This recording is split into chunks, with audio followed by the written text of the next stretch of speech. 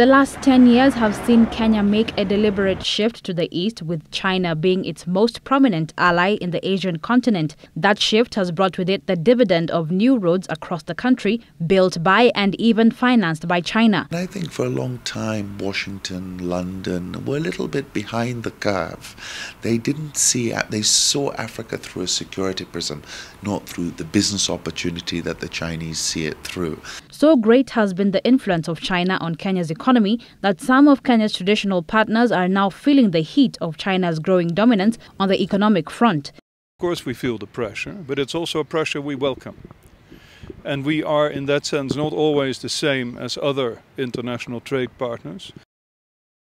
Today, China is Kenya's second largest source of imports after India, with Kenya's imports from China having stood at a whopping 182.3 billion shillings, or 12% of Kenya's total imports in 2013. Kenya, on its part, exported only close to 4.2 billion shillings worth of goods to China, with tea, leather and textiles being its main exports.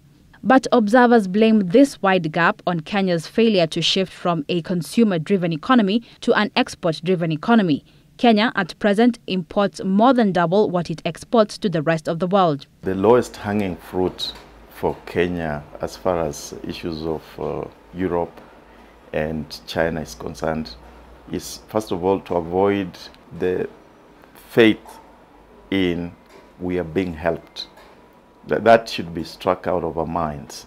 We should know that all these are partners with interest. And that means ensuring that the country's cost of doing business is lowered to the minimum order to attract foreign businesses that would like to exploit Kenya's unique location to export to the rest of the world. It's going to be now a normal thing for Kenyan industries to supply supermarkets, for Kenyan industries to then start exporting to the rest of the world, for Kenyan industries then to partner with investors from Europe and China to produce the quality that is required domestically and the quality that is required in the international market.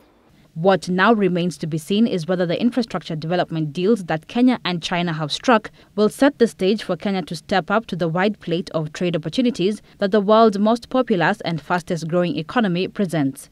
Balagenga, Citizen Weekend.